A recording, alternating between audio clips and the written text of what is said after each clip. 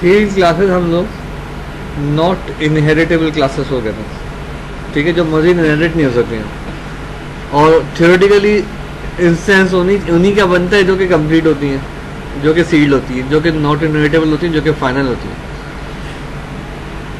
हमने बात कर ली है सील्ड क्लासेस के बारे में, हमने बात कर ली है लाइक इंटरफेसेस उसके बारे में, शेडोइंग के बारे में, हमने बात कर ली कंस्ट्रक्टर चेनिंग के बारे में। और क्या टॉपिक पढ़ा था हमने? इंटरफेस। कौन बताएगा क्या होता है इंटरफेस?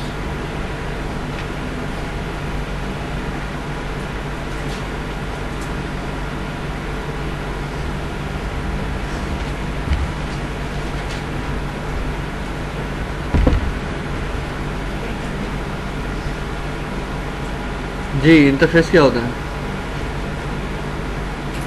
जी जी। सर इंटरफेसेस में आप सी क्लासेस की फंक्शनलिटीज कॉल कर फील्ड क्लासेस की फंक्शनैलिटी कॉल कर सकते हैं, सही बात। फंक्शनलिटी कॉल कर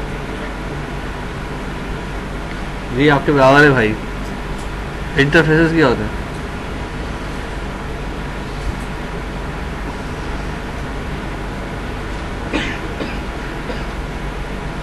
बॉडी बिल्डिंग में सारा टाइम लगा दो मैं, बॉडी बिल्डिंग करते हो है ना, बॉडी बिल्डिंग में सारा टाइम लगा दो, पढ़ाई पढ़ाई वढ़ाई नहीं करते। हाँ टाइम निकाल, बॉडी बिल्डिंग के लिए टाइम निकालते हो, पढ़ने के लिए टाइम नहीं निकालते। जी आपके बराबर है भाई। जितना भी तुम और नीचे कर लोगे ना, घुस जाओगे घुटनों के अंदर, मुझे पता पता चल जाएगा कि कौन जो है ना वो नीचे हो रहा है। जी सील्ड क्लासेस क्या होती है, सॉरी इंटरफेसेस क्या होती है? सेट ऑफ रूल्स होते हैं। किस तरीके से डिफाइन करोगे सेट ऑफ रूल्स को?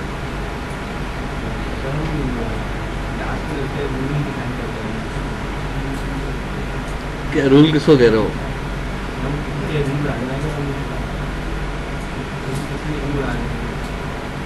किसका रूल?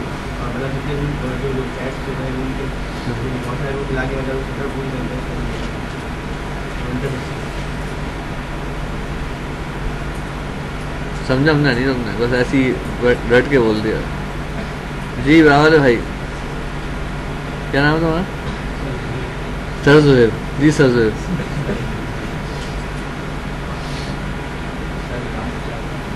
लास्ट में नहीं आए थे? कहाँ थे? लास्ट में तो कोई भी नहीं आया था, छुट्टी थी। हाँ क्या कर रहे थे? बकरे बकरे लेने गए थे? फिर वही ना, मंडी तो गए हुए थे, गाय बकरे लेने गए हुए थे ना, मंडी तो वाली इम्पोर्टेड है। अच्छा चलो। जी भाई, जो है बीच वाले भाई।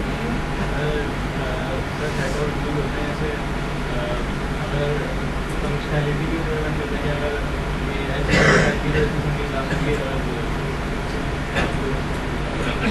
सही बात।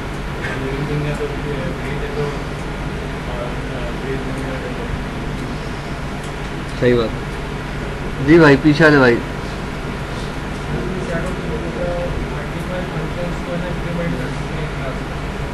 एक क्लास में मल्टीपल फंक्शंस को इम्प्लीमेंट कर सकते हैं, मल्टीपल फंक्शंस को कर सकते हैं इम्प्लीमेंट।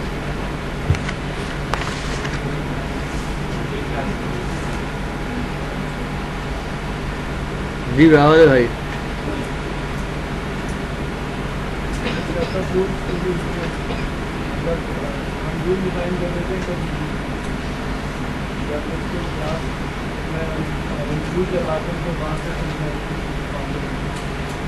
सही बात है। पीछे वाले भाई।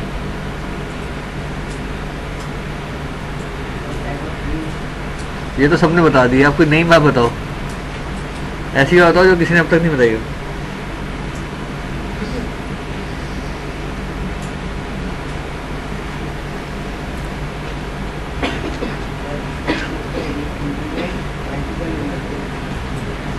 क्या करते हैं? मल्टीपल इंटरफेसेस को इम्प्लीमेंट कर सकते हैं और सिंगल क्लास में। सही बात है, ये नई बात बताई इन्होंने। और कोई नई बात?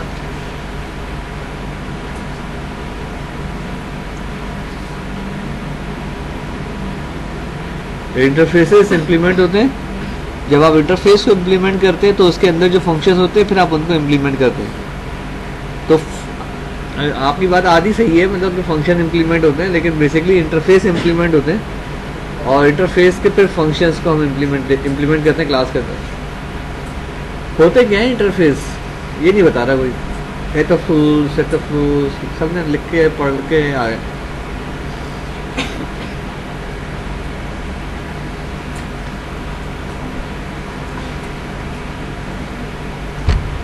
ग्रामर में आपके बारे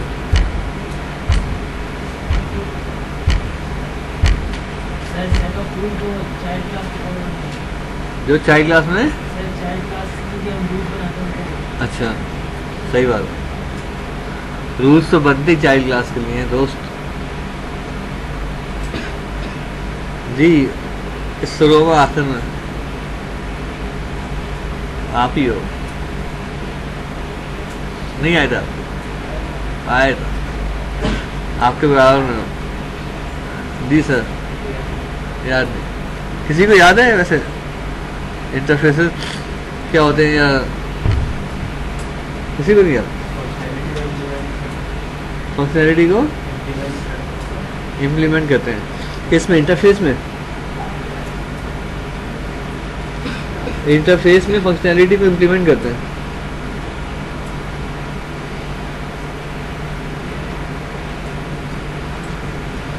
और कोई इस रो में, इस साइड पे कोई?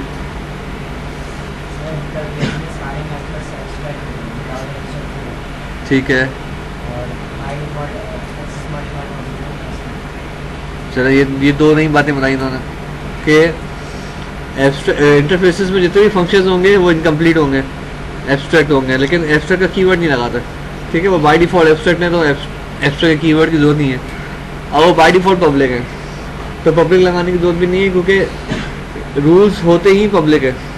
प्राइवेट तो कोई रूल नहीं होता ना, कि आपने रूल बनाया जो कि प्राइवेट हो, तो प्राइवेट रूल को इम्प्लीमेंट कौन करेगा? ठीक है, तो interfaces are basically set of rules. Rules का मतलब ये नहीं है कि रूल कोई डंडा लेके खड़ा है, बेसिकली फंक्शन होता है और वो फंक्शन इनकम्प्लीट होता है, और इनकम्प्लीट फंक्शंस को हम एब्स्ट्रैक्ट फंक्शन के नाम से भी जानते हैं, लेकिन यहाँ हम एब्स्ट्रैक्ट का कीवर्ड यूज नहीं करते। और फिर एब्स्ट्रैक्ट फंक्शंस को इम्प्लीमेंट करना उन क्लासेस की रिस्पॉन्सिबिलिटी है जो जिस क्लासेस में हम अपने इंटरफेसेस को इम्प्लीमेंट करते हैं। तो उस क्लास की रिस्पॉन्सिबिलिटी बन जाती है कि वो उस इंटरफेस को जो इम्प्लीमेंट किया गया है उसके सारे फंक्शंस की इम्प्लीमेंटेशन दे। ठीक है, और आप एक वक्त में एक या एक से ज़्यादा इंटरफेसेस को भी इम्प्लीमेंट कर सकते हैं। तो जितने इंटरफेसेस को इम्प्लीमेंट करेंगे उनके तमाम फंक्शंस के की इम्प्लीमेंटेशन देंगे आप। क्लियर? सपोज हमने इंटरफेस बनाया था लिविंग थिंग और एक बनाया था नॉन लिविंग थिंग। तो लिविंग थिंग में एक फंक्शन था ब्रीथ का और नॉन लिविंग थिंग में एक फंक्शन था डू नॉट ब्रीथ का। तो जब ह्यूमन क्लास ने इम्प्लीमेंट किया था लिविंग थिंग के इंटरफेस को और नॉन लिविंग थिंग के इंटरफेस को, तो दोनों क्लासेस के मेथड्स की इम्प्लीमेंटेशन दी थी। ठीक है, कि ब्रीथ कैसे करेंगे और ब्रीथ नहीं कैसे करेंगे। ठीक है, डू नॉट ब्रीथ कैसे करेंगे, तब जाके इम्प्लीमेंटेशन जो है ना वो कंप्लीट होती है। अगर आप यहाँ देखोगे इंटरफेस में, मैं एक छोटी सी एग्जांपल कोशिश करता हूँ कि बना भी दूँ आप लोगों के लिए, ताकि ज़रा सा इंटरफेस आप लोग के दिमाग से निकल गया।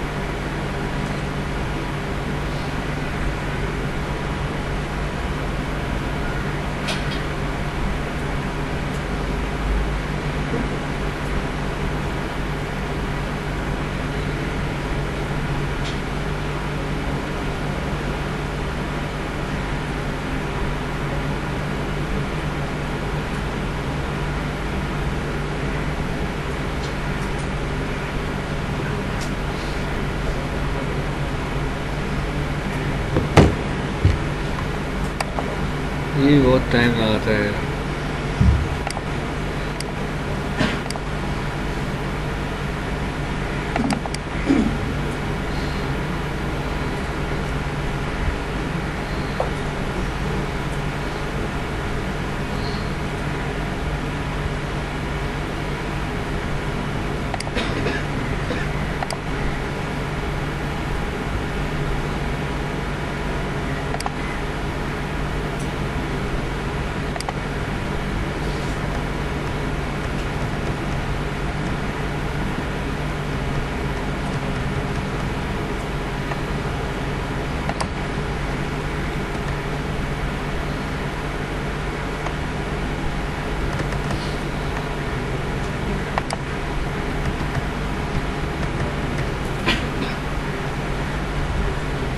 ये बेसिकली हमने लास्ट क्लास में एग्जांपल देखी थी जिसमें हमने लिविंग थिंग और नॉन लिविंग थिंग दो इंटरफेस बनाए थे और दोनों को हमने एब्स्ट्रैक्ट क्लास के अंदर जो है ना वो इम्प्लीमेंट किया था।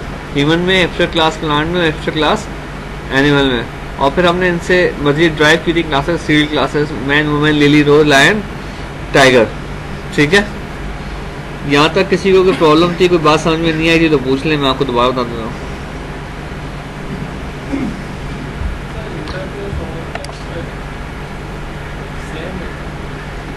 एब्स्ट्रैक्ट बेसिकली हम यूज करते हैं फंक्शन के साथ और क्लास के साथ। ठीक है, फंक्शन कौन से फंक्शन जो कि इनकम्प्लीट होते हैं, जिनकी कोई बॉडी नहीं होती, और वो फंक्शंस होते हैं एब्स्ट्रैक्ट क्लासेस के अंदर। तो क्लास के साथ हम एब्स्ट्रैक्ट का कीवर्ड लगाते हैं। लेकिन जब हम इंटरफेस की बात करेंगे ना तो उसमें सारे सारे मेथड इनकम्प्लीट होंगे। ठीक है, तो एब्स्ट्रैक्ट का कीवर्ड की जरूरत नहीं पड़ेगी। हाँ, लेकिन उस क्लास में, उस केस में, एब्स्ट्रैक्ट क्लास के केस में कुछ फंक्शन एब्स्ट्रैक्ट हो सकते हैं, कुछ फंक्शन नॉन एब्स्ट्रैक्ट हो सकते हैं ना एब्स्ट्रैक्ट क्लास के केस में। और एब्स्ट्रैक्ट क्लास के केस में जरूरी नहीं है कि सारे के सारे फंक्शन, एक भी फंक्शन एब्स्ट्रैक्ट हो। आप क्लास को एब्स्ट्रैक्ट कर सकते हैं without having a abstract function. ठीक है, आप एब्स्ट्रैक्ट फंक्शन के बगैर भी क्लास को एब्स्ट्रैक्ट कर सकते हैं। ठीक है, लेकिन यहाँ बेसिकली जरूरी ये है कि आपके पास इंटरफेस में क्या है कि सारे के सारे मेथड इनकम्प्लीट होंगे।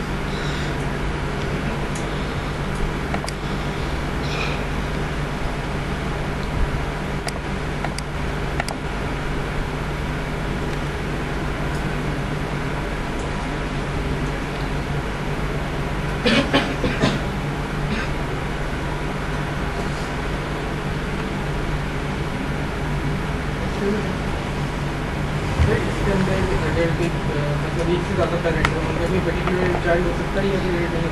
एक से ज्यादा पेरेंट हो? हाँ, जैसे कि आपने बेस क्लास से दो चाइल्ड बनाए, इस तरह से दो चाइल्ड पेरेंट क्लास से एक चाइल्ड बनाना है।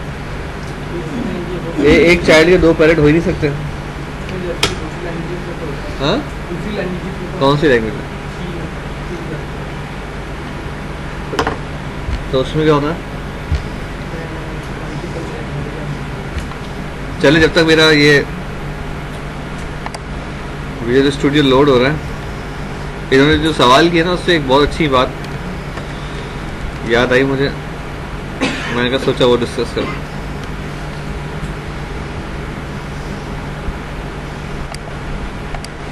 ये याद है किसी को?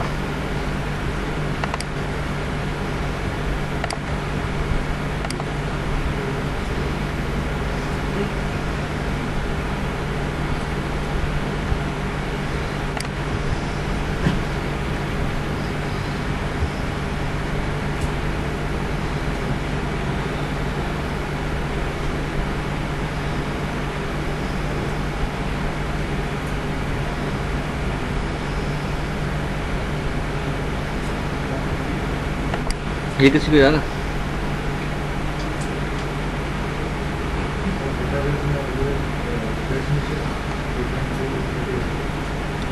अच्छा, इन्होंने जो बात करी है मल्टीपल इनहेरिटेंस की, पर्टिकुलरली सी या C++ में, तो उससे कुछ याद आता है? ये कहलाती है डायमंड प्रॉब्लम। पढ़ा है, नाम सुना है डायमंड प्रॉब्लम का? क्या होती है डायमंड प्रॉब्लम? ये जो बात करें ना मल्टीपल इनहेरिटेंस की, इसकी वजह से ये डायमंड प्रॉब्लम आती है, और डायमंड प्रॉब्लम की वजह से मल्टीपल इनहेरिटेंस बंद कर दी अब। ठीक है, जो आपके पास नई जो प्रोग्रामिंग लैंग्वेजेस है, नहीं तो नहीं है, खैर अब 10-15 साल हो गए हैं लैंग्वेजेस को भी। तो जैसे जावा है या डॉट नेट की लैंग्वेजेस हैं, उनमें इनहेरिटेंस के अंदर मल्टीपल इनहेरिटेंस को ख़त्म कर दिया इस डायमंड प्रॉब्लम की वजह से। ठीक है, कैसे, क्या प्रॉब्लम, क्या है प्रॉब्लम समझ लेते हैं। शायद कभी आप इंटरव्यू दे रहे हो तो आपको याद आए कि कोई आपसे पूछे कि डायमंड प्रॉब्लम क्या होती है, मल्टीपल इनहेरिटेंस है, तो आपको याद पता हो कि डायमंड प्रॉब्लम क्या होता है, या मल्टीपल इनहेरिटेंस क्यों ख़त्म की है, ये पता होना चाहिए।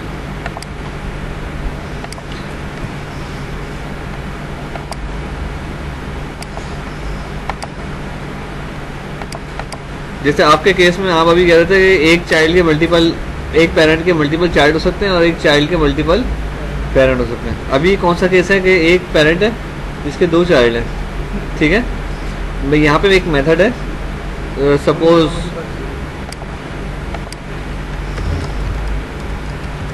ठीक है, ये एक मेथड है वॉक का, तो ये वॉक का मेथड यहाँ भी मिलेगा, यहाँ भी मिलेगा। क्लियर है? ठीक है, जब मैं बी क्लास का इंस्टेंस क्रिएट करूँगा तो मुझे वॉक का मेथड मिलेगा, जब मैं सी क्लास का इंस्टेंस क्रिएट करूँगा तो मुझे वॉक का मेथड मिलेगा, और मैं ए क्लास का मेथड क्या क्रिएट करूँगा इससे, तब भी मुझे वॉक का मिलेगा। अगर मैं आपके केस में इसको एब्स्ट्रैक्ट कर दूंगा तो इस क्लास का इंस्टेंस ही क्रिएट नहीं होगा, फिर बी का मिलेगा, बी में मिलेगा और सी में मिलेगा, ए का तो इंस्टेंस ही क्रिएट नहीं होगा ना। यहाँ तक बात समझ आ गई। अब मेरे पास एक और क्लास है जिसका नाम है डी। ठीक है, और यहाँ एक वॉक का मेथड है। ठीक है, बी क्लास का इंस्टेंस क्रिएट करूंगा तो मुझे वॉक का मेथड मिलेगा, सी क्लास का इंस्टेंस क्रिएट करूंगा वॉक का मेथड मिलेगा, डी क्लास का इंस्टेंस क्रिएट करूंगा वॉक का मेथड मिलेगा, मिलेगा।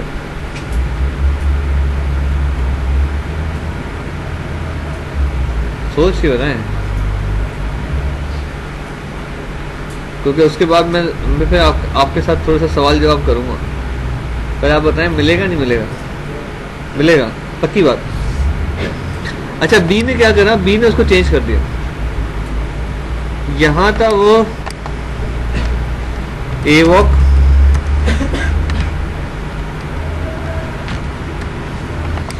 यहां था ए वॉक, इसने चेंज नहीं करा, इसका इंस्टेंस क्रिएट करेगा, क्या मिलेगा? A walk. इसने चेंज कर दिया,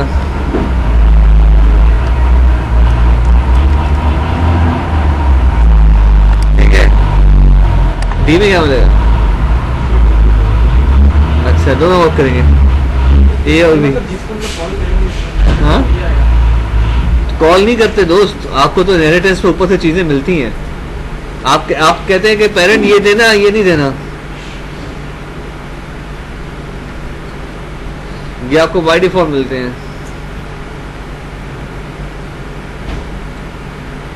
जी दोस्त, डी में कौन सा मिलेगा? D walk, A walk.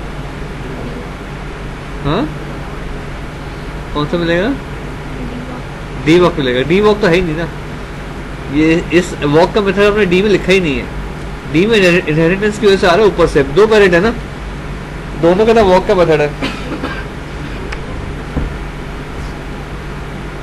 इसने क्या किया, उसकी फंक्शनैलिटी को चेंज कर दिया, शेडिंग से किया या ओवर राइडिंग से किया।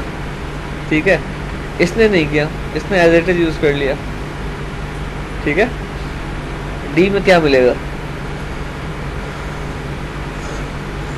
डी में अगर आप वॉक मेथड कॉल करेंगे, ए वॉक मिलेगा। क्यों भाई?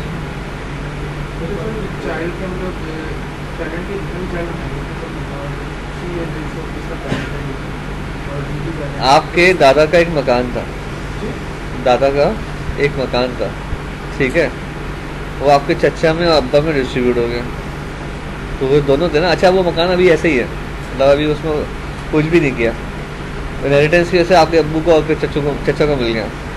ठीक है, अब तीसरी जनरेशन आ गई, उसी घर में आप आ गए। अब आपको बताएं, घर मिलेगा नहीं मिलेगा?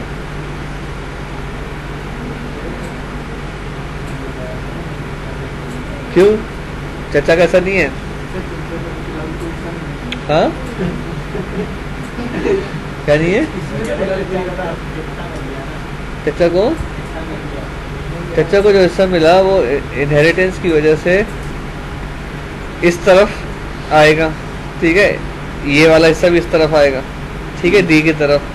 लेकिन डी में आपको एग्जैक्ट रूट पता है कि चचा से आया इनहेरिटेंस में या अब्बा से आया इनहेरिटेंस में? वैसे तो हमें पता है अब्बा से ही आएगा इनहेरिटेंस में, लेकिन अगर इनहेरिटेंस को आप इस तरह से मोल्ड कर दें कि आप एक चाइल्ड के 2 पेरेंट बना दें, तो आप क्या ये डिफाइन कर सकते हैं कि ये रूट फॉलो हुआ है? कौन सा रूट फॉलो हुआ है डी में? आप कह रहे हैं ए वॉक आएगा, आप एक वॉक कह रहे हैं, आप खुद ही आप कंफ्यूज। एक आंसर दो ना, ये चीज तो एक ही आएगी, ए आएगा। अगर जिस रूल को जहन में रखते हुए तुमने ए कंक्लूड किया है ना, उसी रूल को जहन में, उसी रूल से बी भी आ जाएगा।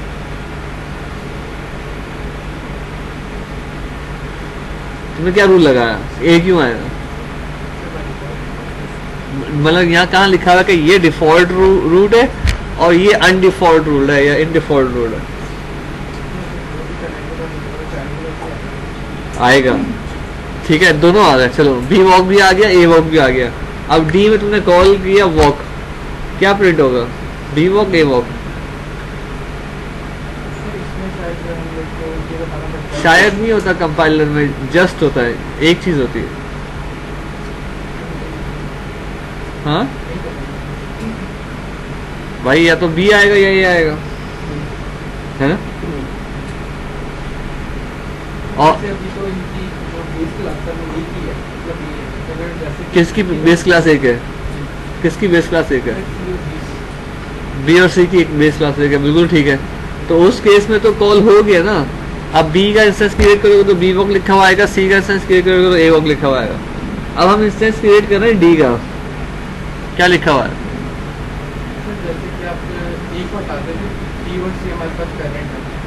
ए को हटा दें, हाँ, दोनों में आएंगे और दोनों में एक ही फंक्शन है, वॉक। चलो आप ये कह रहे हो, मैं आपकी बात थोड़ी देर के लिए मान भी लूं।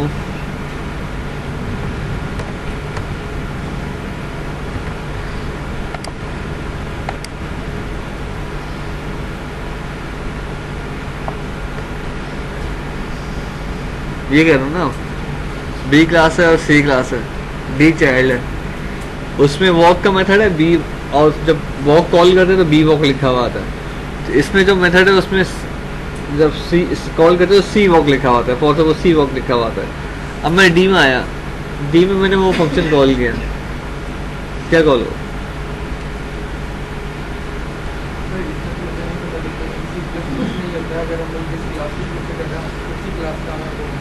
चलो सी प्लस प्लस में बता दो क्या कॉल होगा?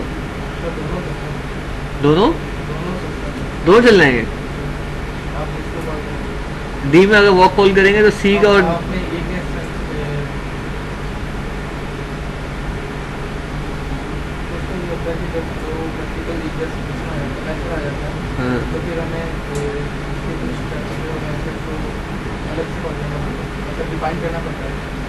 रूट डिफाइन करना पड़ता है ना,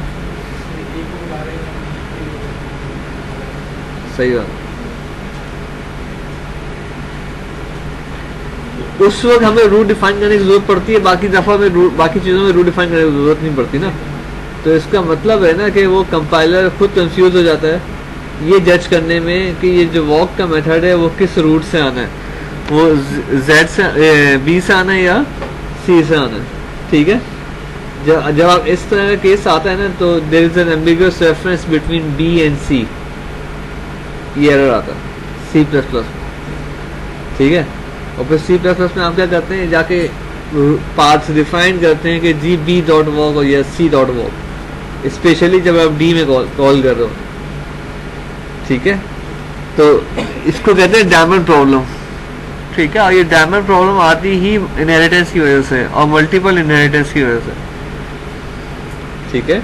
इसको डायमंड प्रॉब्लम कहते हैं। अगर आप नेट पे जाके सर्च करोगे तो आपको थोड़ा सा और अच्छा डिटेल में एलेबोरेटिव उसमें मिल जाएगा, लेकिन जो एसेंस है ना वो यही है कि आपके पास एक डायमंड बनेगा और वो डायमंड क्या करेगा, वो एम्बिगुइटी क्रिएट करेगा कंपाइलर के लिए टू जज कि जब हम डी में वॉक मेथड कॉल करेंगे तो वो किस रूट से कॉल होगा, एबीसी एबीडी होगा या एसीडी होगा। ठीक है, there is an ambiguous reference between B and C. ठीक है, B walk and C walk. इसी वजह से मल्टीपल इनहेरिटेंस डॉट नेट में और जो लेटेस्ट मॉडर्न जो ऑब्जेक्ट ओरिएंटेड प्रोग्रामिंग लैंग्वेजेस हैं उसमें ख़त्म कर दी गई।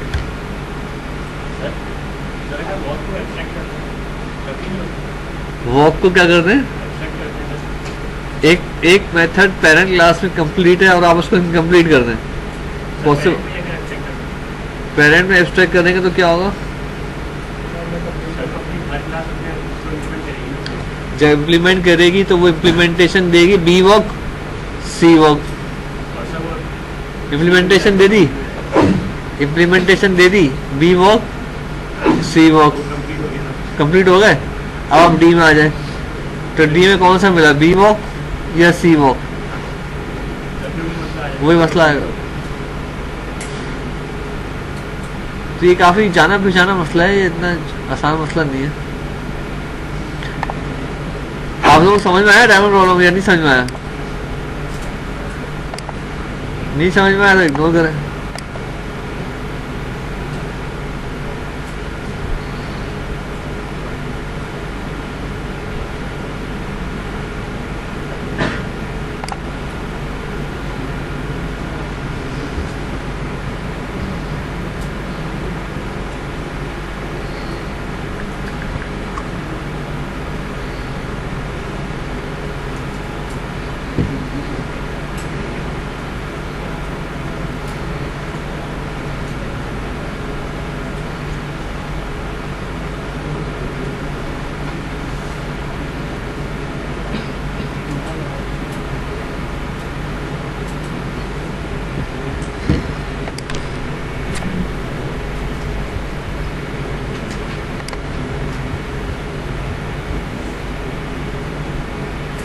अच्छा जी,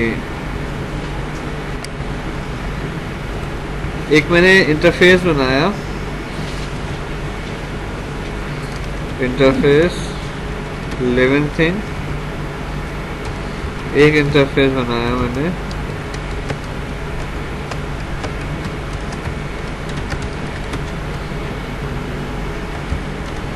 और एक क्लास मैंने बना दी।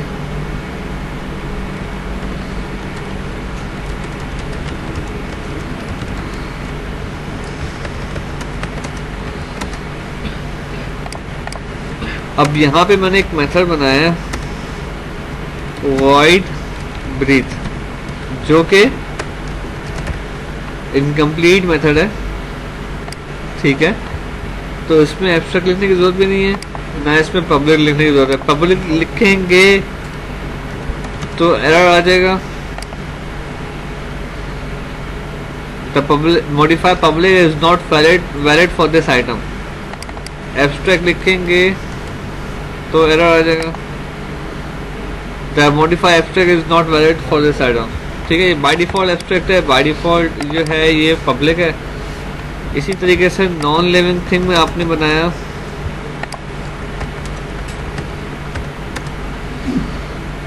void do not,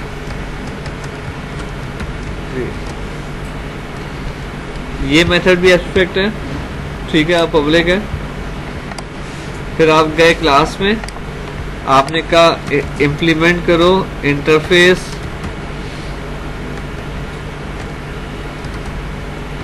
अच्छा, एक और बड़ी अच्छी चीज़ ये है कि कन्वेंशन भी कर सकते हैं हम यूज़। जैसे हम लोग इंटरफेसेस के साथ आई यूज़ करते हैं स्टार्टिंग में, तो अगर आप यहाँ देखोगे आपके पास आपको बहुत सारे इंटरफेसेस नज़र आएंगे जिसके साथ आई लगा हुआ है। ठीक है, ये कन्वेंशन है। इसी तरह से आई लिविंग थिंग और आई नॉन लिविंग थिंग, तो आपने आई लिविंग थिंग को इम्प्लीमेंट करना है। आई लिविंग थिंग को इम्प्लीमेंट किया, इस इंटरफेस को इम्प्लीमेंट किया और फिर आपने किया आई नॉन लिविंग थिंग, दो इंटरफेस को इम्प्लीमेंट किया। जैसे ही दो इंटरफेसेस को इम्प्लीमेंट किया तो एरर आएगा human does not implement interface member living thing dot breathe और human does not implement interface member living thing dot do not breathe. तो आप दोनों इंटरफेसेस को दोनों के मेथड्स को जो है ना आप फंक्शंस को इम्प्लीमेंट कर देंगे। इंटरफेसेस इम्प्लीमेंट होते हैं और फिर इंटरफेसेस के फंक्शंस जो है ना इम्प्लीमेंट होते हैं। तो फंक्शंस कौन सा है? Breathe, void, breathe. अच्छा, ये फंक्शन जो है ना पेरेंट क्लास में क्योंकि पब्लिक है, अब ये कंपाइल करते हैं इसको चेक करने के लिए कि ये एरर हटा नहीं हटा।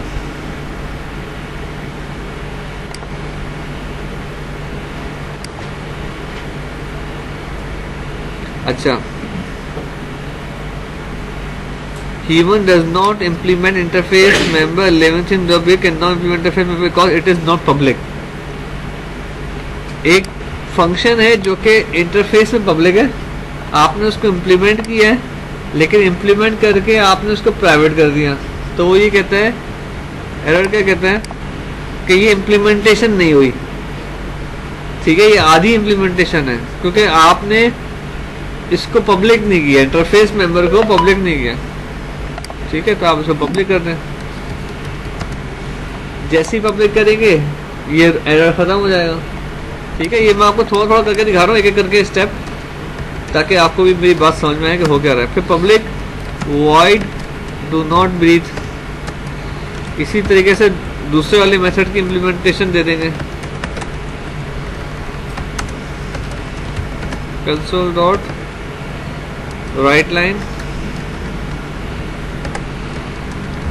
Human breathe.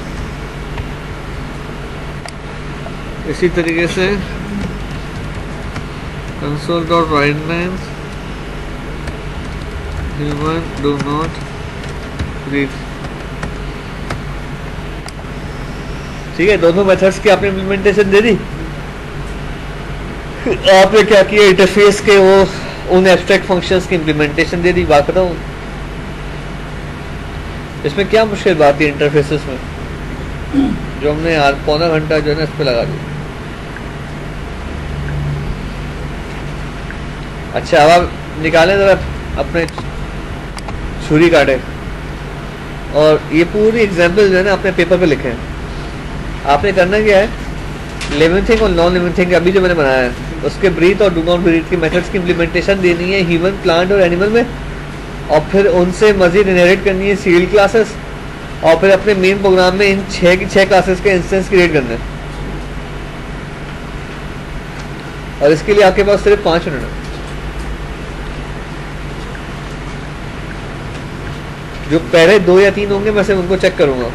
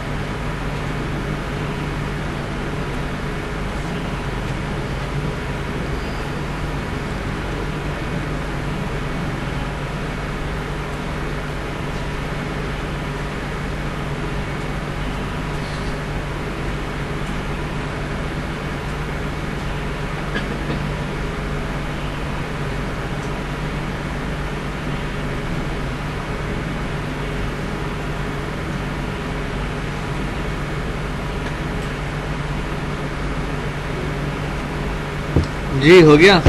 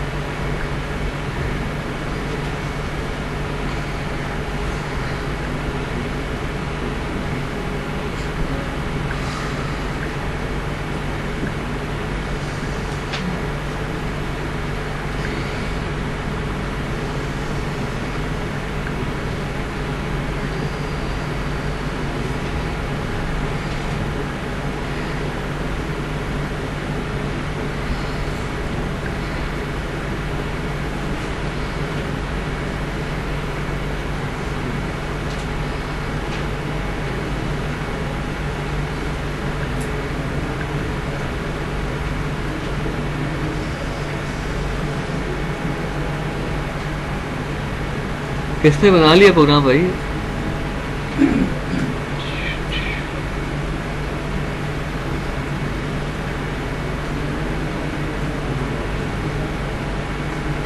पाँच मिनट के लिए दिए थे मैंने, 15 मिनट हो चुके हैं।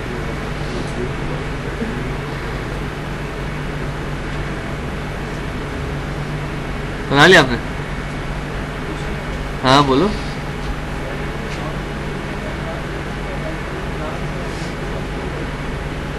आवाज नहीं आ रही। नॉन लिविंग थिंग्स में आपने जो लिविंग प्लांट एंड एनिमल क्यों आएंगे? नॉन लिविंग थिंग में क्यों वो नहीं मरते क्या?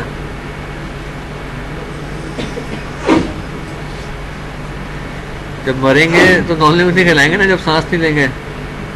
प्लांट का मरने का क्या रूल है, या किसी हाथी का या गधे का या घोड़े का मरने का क्या रूल है?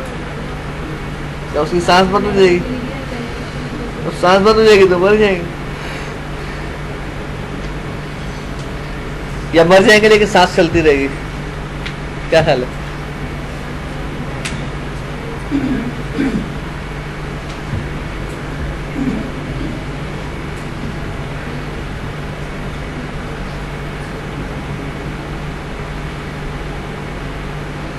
अटेंडेंस किसके पास है? अटेंडेंस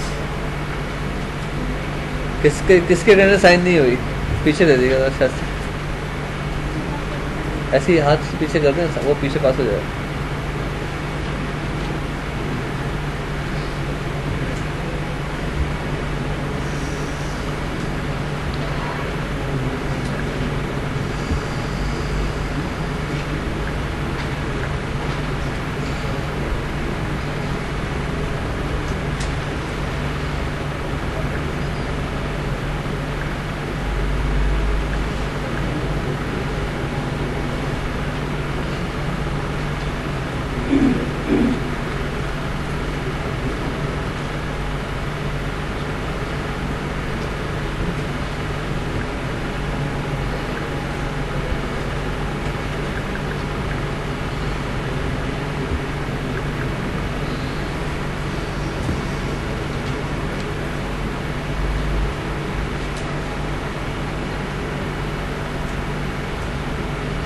ठीक है, हो गया।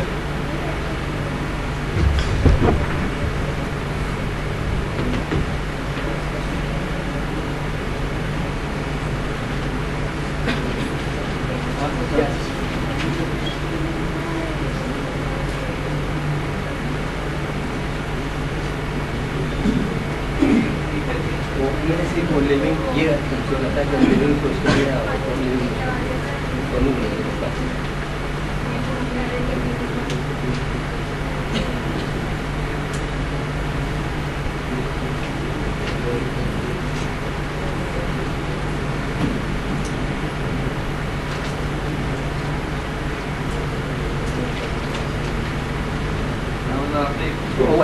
छोड़ देते मतलब कॉन्सेप्ट सही है।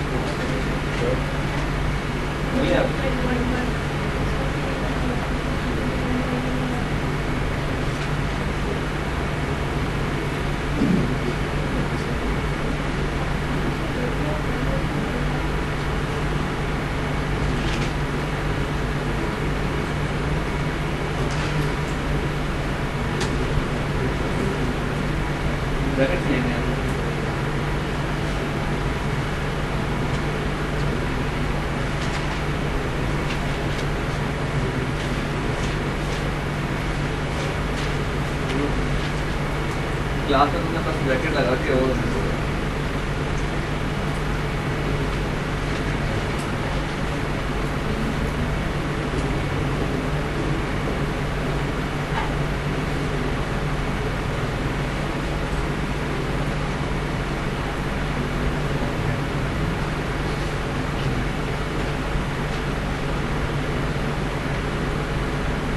सील गलत पहले आएगा, सील क्लास में हो।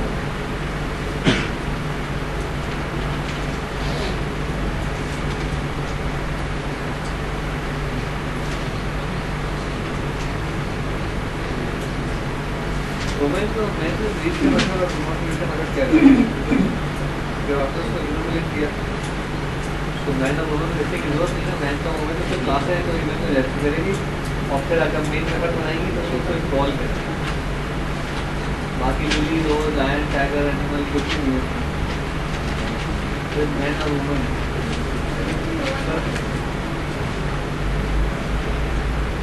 और किसने कर लिया? सर नैनो वुमन में वही वर्क और ये डालेंगे।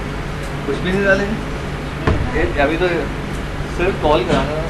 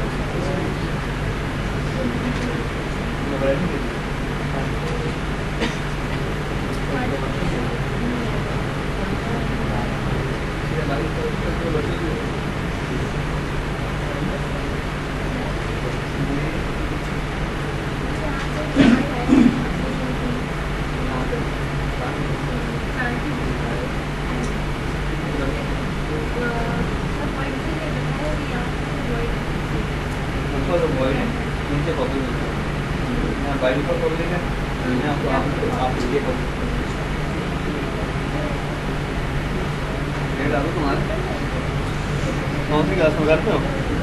घर में हो? ऐप में हो?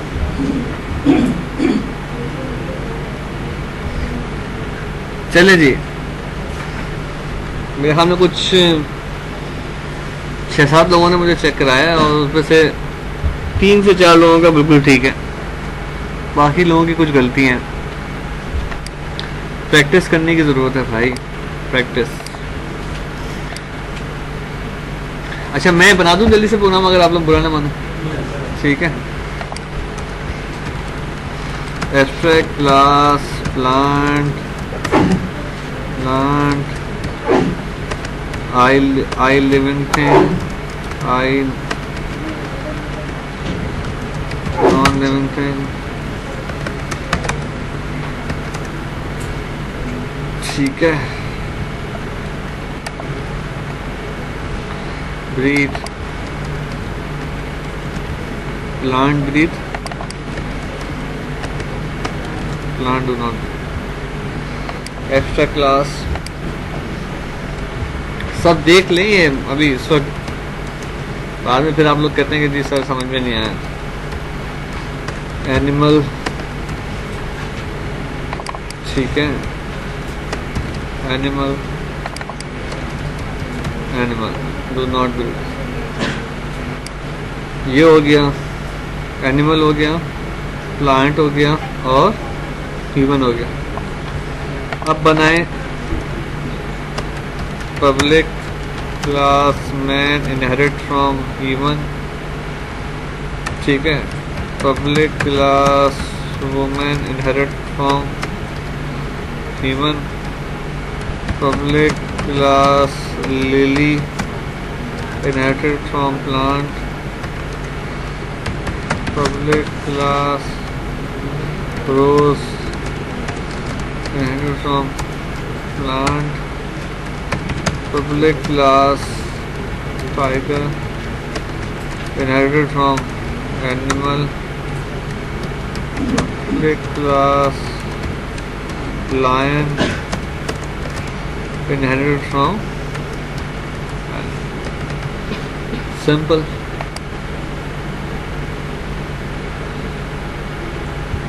अच्छा जी, ये बन गई. ये बन गई पब्लिक एब्स्ट्रैक्ट क्लास. ये बन गई पब्लिक एब्स्ट्रैक्ट क्लास.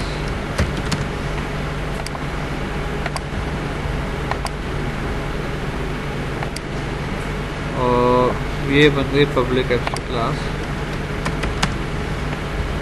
ठीक है. सारे एरर्स रिमूव हो गए आपके, सब ठीक हो गया. एनिमल, प्लांट और ह्यूमन. अब यहाँ पे आ जाए. Man Atif is equal to new man. Women Saira is equal to new women. Lion L is equal to new lion. ठीक है. Tiger T is equal to new tiger. Rose R is equal to new rose. Lily I is equal to new lily. ठीक है. आपके पास सारे method आ गए. आप call करना शुरू करें. Breathe Atif to not breathe और इस तरीके से सो ऑन सो फोर. आपके सारे के सारे मेथड जो है ना वो कॉल होना शुरू हो जाएंगे. इसमें क्या मुश्किल बात थी? ये हम सब पढ़ चुके थे लास्ट क्लास में ना, इंटरफेसेस को. किसी को कोई सवाल कोई बात समझ में नहीं आई है तो पूछ लें. सबको सब समझ में आ गया? पक्की बात है. मैं नेक्स्ट क्लास में फिर पूछ लाऊंगा इंटरफेसेस के बारे में. ठीक है. आपके पास 2 इंटरफेस हो गए, 3 एब्स्ट्रैक्ट क्लास हो गई और 6 जो है ना वो सीड क्लासेस हो गए.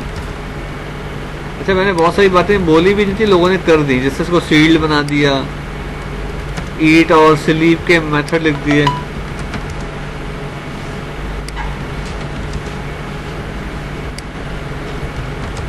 ठीक है. किसी को कोई सवाल कोई बात समझ में नहीं आई हो?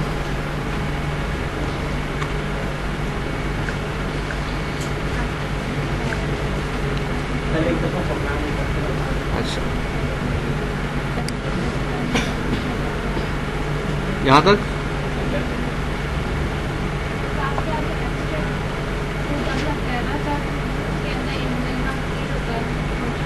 एब्स्ट्रैक्ट कब लगता है? हेलो जी भाई, मैं वेट कर रहा हूँ आपके माइक का.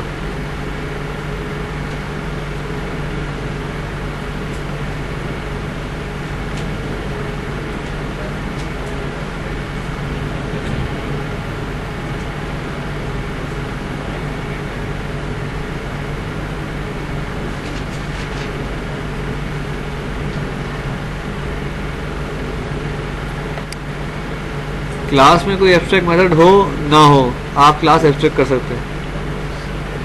जी माइक कहाँ है भाई? बंदा बताए तो सही यार, मैं यहाँ वेट कर रहा हूँ कब से यार।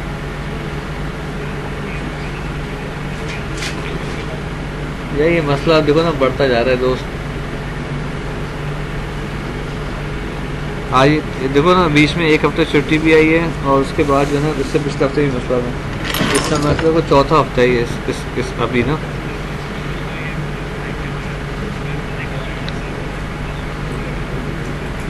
स्टूडेंट होते हुए टीचर होते हुए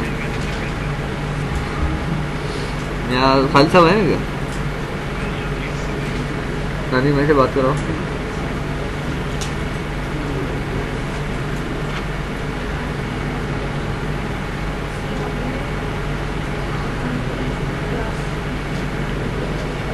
और ऐसा नानी भाई कहिए से आप नानी भाई देखें, आज भी माइक नहीं है। बीच में एक हफ्ता छुट्टी थी, उससे पिछले हफ्ते भी माइक नहीं था, तो समझे तीसरा चौथा हफ्ता हो गया माइक ना होते हुए।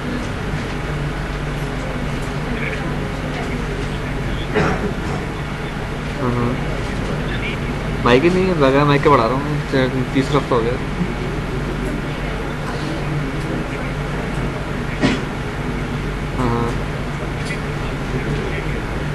यार मैं तो सबको ही बोलता हूँ, लास्ट टाइम बल्कि खालिद साहब से बगैर बात हुई है मेरी पिछले हफ्ते इसी तरह फ़ोन पे ना। हाँ चल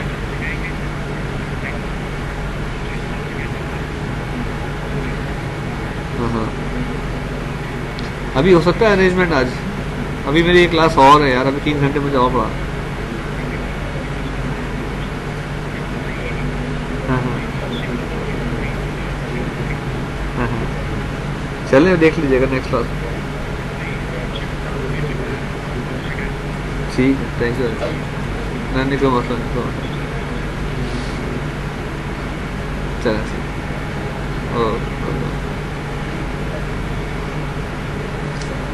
आपके पास एब्स्ट्रैक्ट क्लास है, आपका कोई भी क्लास है, उसमें एब्स्ट्रैक्ट मेथड हो या ना हो, आप उस क्लास को एब्स्ट्रैक्ट कर सकती हो, ताकि उस क्लास का इंस्टेंस क्रिएट ना हो ना। अब हम चाहेंगे कि हमारे पास इस वक्त एब्स्ट्रैक्ट मेथड नहीं है कोई, लेकिन हम क्लास को एब्स्ट्रैक्ट करना चाहते हैं, तो हम क्लास को एब्स्ट्रैक्ट करते हैं।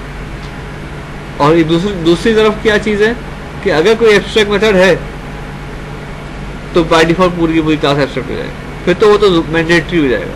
यहाँ मैंडेटरी के बगैर हम डायरेक्ट एब्स्ट्रैक्ट कर रहे हैं, क्योंकि वी डोंट वांट कि भाई हमारी क्लास का जो है ना वो इंस्टेंस क्रिएट हो।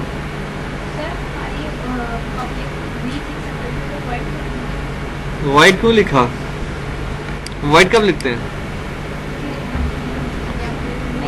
वाइट जब लिखते हैं या एब्स्ट्रैक्ट जब लिखते हैं? वाइट तो हम हर दफ़ा लिखते हैं, हर फंक्शन के साथ लिखते हैं। फंक्शन दो तरह के होते हैं, एक जो फंक्शंस जो वैल्यूज रिटर्न करते हैं, एक जो फंक्शंस जो वैल्यू रिटर्न नहीं करते। जो फंक्शंस वैल्यूज रिटर्न करते हैं उनके साथ हम रिटर्न टाइप लिखते हैं, और जो फंक्शंस वैल्यूज रिटर्न नहीं करते हैं उसके साथ वॉइड लिखते हैं। और आप जो बात कर रही हो वो एब्स्ट्रैक्ट का कीवर्ड है, कि अगर हम किसी फंक्शन को एब्स्ट्रैक्ट करना चाहें तो एब्स्ट्रैक्ट का कीवर्ड लिखते हैं। लेकिन यहाँ क्योंकि हम इम्प्लीमेंटेशन दे रहे हैं, इसलिए एब्स्ट्रैक्ट करने की जरूरत नहीं है। एब्स्ट्रैक्ट फंक्शन इम्प्लीमेंटेशन थोड़ी होती है, वो तो खुद एब्स्ट्रैक्ट होता है, जबकि यहाँ हम क्या दे रहे हैं? इम्प्लीमेंटेशन दे रहे हैं ना। और कोई सवाल किसी को भाई? नहीं तो आगे चलें। देख लिया कोड आपने? आपने किसने कहा था ऊपर कर दे नीचे कर दे? आपने कहा था, देख लिया? और नीचे देखते हैं। अच्छा जी, चले आगे चलें।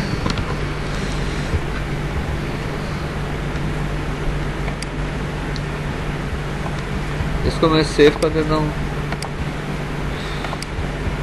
अब चलते ज़रा हमारे जो दूसरे टॉपिक्स हैं, like name spaces. Name spaces क्या होते हैं? Name spaces are basically logical group. जैसे आपके पास एक से ज़्यादा क्लासेस हैं, बहुत सारी क्लासेस हैं, अब आप उनको डिफ्रेंशिएट करना चाहते हैं, क्लासिफाई करना चाहते हैं, डिस्टिंग्विश करना चाहते हैं, तो आपने क्या करा? आपने नेम स्पेस बनाए और नेम स्पेस के अंदर क्लासेस को रख दिया। अब आपको जब उन क्लासेस को एक्सेस करना है तो आप पहले नेम स्पेस को एक्सेस करेंगे और फिर क्लासेस को एक्सेस करेंगे। जैसे आप फोल्डर्स और फाइल्स होती ना आपके पास, जैसे आपके पास ये बहुत सारे फोल्डर्स आ रहे हैं, फोल्डर्स में गए आप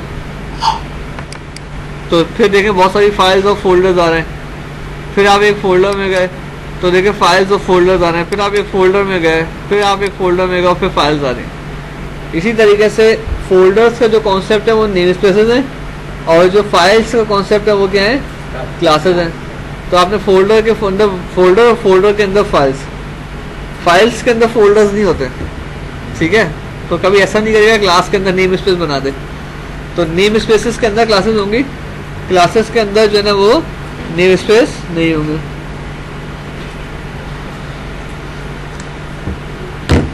क्लियर है यहाँ तक?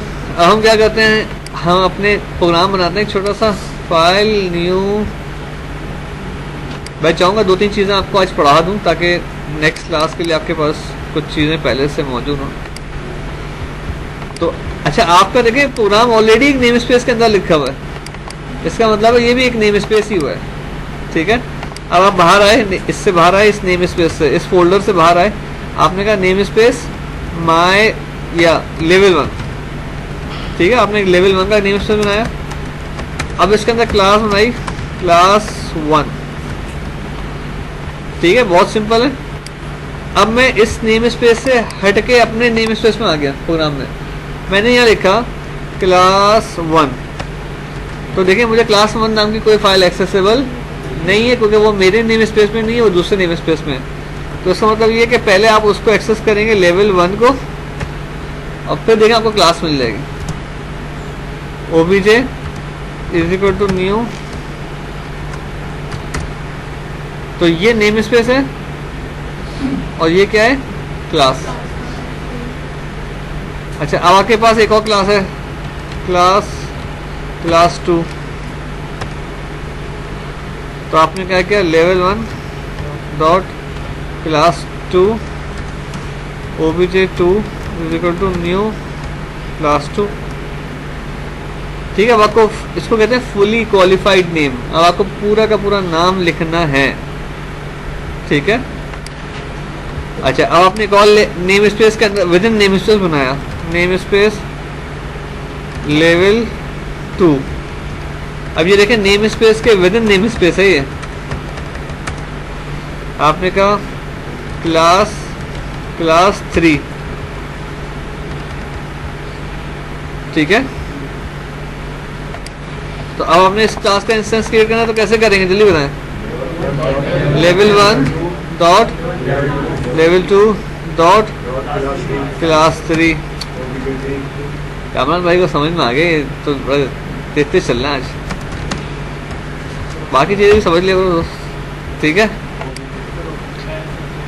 obj मैंने नहीं लिखा, obj3, क्लियर है। अच्छा जी, अच्छा एक चीज़ और हो सकती है कि अगर मैं चाहूँ तो मैं यहाँ पे अपने प्रोग्राम में देखें ऑलरेडी ये कुछ नेम स्पेस यूज़ हुए हैं, देखिए मुझे एक तो फुली क्वालिफाइड नेम लिखना पड़ रहा है यहाँ पे। अगर आप फुली क्वालिफाइड नेम लिखने से बचना चाहते हैं और आप चाहते हैं कि वो नेम स्पेस मेरी क्लास का पार्ट बन जाए, तो आप क्या करें, यहाँ पे उनको यूज़ कर लें, यूजिंग लेवल 1 डॉट लेवल 2। ये दो अलग अलग नेम स्पेस हैं, तो आपको दोनों को यूज़ करना पड़ेगा। जब आप इसको यूज़ करेंगे तो इसके रूट पे जो फाइलें पड़ी हुई हैं, क्लासेस पड़ी हुई हैं, वो एक्सेसिबल हो जाएंगे। जब आप लेवल 1 डॉट लेवल 2 को करेंगे तो इसके रूट पे जो क्लासेस पड़ी हुई हैं वो एक्सेसिबल हो जाएंगे। यहाँ तक क्लियर है? अच्छा, अब आपने लिखा class 1 obj4 is equal to new. देखा आपको क्लास 1 भी एक्सेसिबल हो गई, क्लास 2 भी एक्सेसिबल है,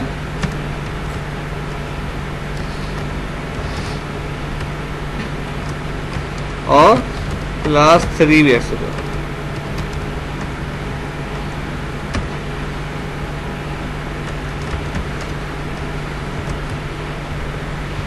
यहाँ तक बात समझ में आ गई? किसी को कोई प्रॉब्लम, कोई बात समझ में नहीं आई हो? अगर समझ में आ गई तो हम खेलेंगे थोड़ा। इस क्लास का नाम मैंने क्लास 1 कर दिया,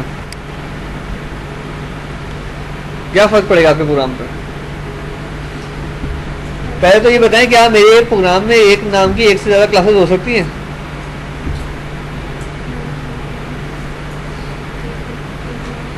मेरे प्रोग्राम में एक क्लास में एक नाम की एक से ज़्यादा क्लासेस हो सकती हैं?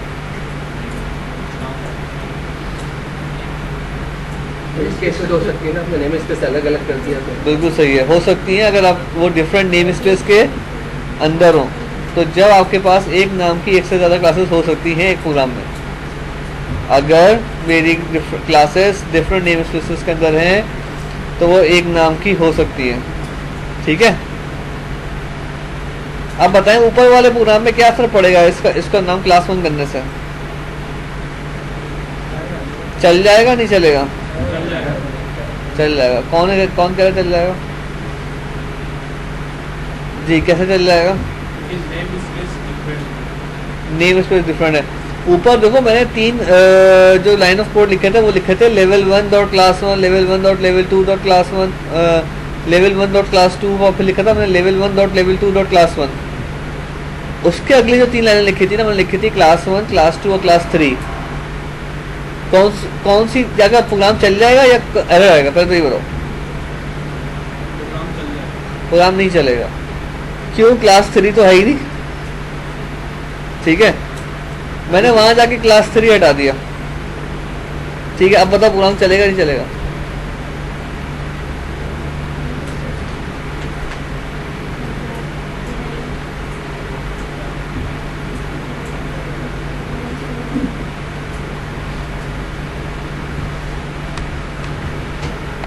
चले, मैं इसका नाम कर रहा हूँ क्लास 4 अभी फिलहाल। तो देखो ऊपर क्या फर्क पड़ेगा। जहाँ जहाँ क्लास 3 यूज हुआ है वो तो नहीं चलेगा, उसको तो हटा दें। अब फड्डा किस में आ रहा है? क्लास 1 में और क्लास 2 में। अब मैंने इस क्लास देख ले कोड एक दफ़ा और देख लें, अच्छी तरीके से देख लें, जहन नशीन कर लें। देख लिया कोड आप लोगों ने? जी, आखिर में देख लिया कोड आप लोगों ने? अब मैं गया यहाँ, मैंने इसको क्लास 1 कर दिया। अब पता है मेरे प्रोग्राम पे क्या फर्क पड़ेगा?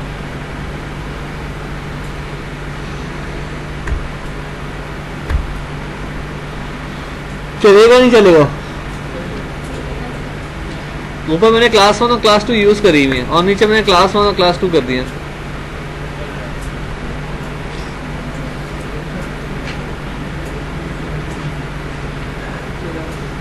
हाँ, कितने लोग कह रहे हैं चल जाएगा? दो।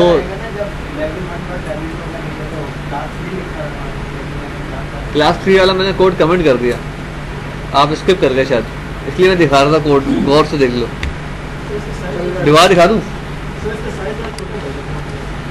फोन का साइज छोटा कर दूं ताकि आपको ऊपर वाला कोड नजर आ जाए, है ना? इतना तो मैं ही बेवकूफ नहीं हूँ। आप देख लो ऊपर वाला कोड, यही मकसद था ना आपका सर? मैं अपने स्टूडेंट की जो ना नफ्स क्या कहते हैं, रग रग से वाकिफ हूँ। देख लिया आपने कोड? बड़े भाई देख लिया आपने कोड? अब किसी को शौक आ रहा है कोड देखने का? देख ले कोड। मैंने ये लिखा हुआ है क्लास 1 क्लास 2, ये लिखा हुआ है क्लास 1, ये लिखा हुआ है क्लास 2, और यहाँ मैंने क्या करा, इस लेवल 1 को कर दिया, लेवल 2 को कर दिया क्लास 1। क्या फर्क पड़ेगा?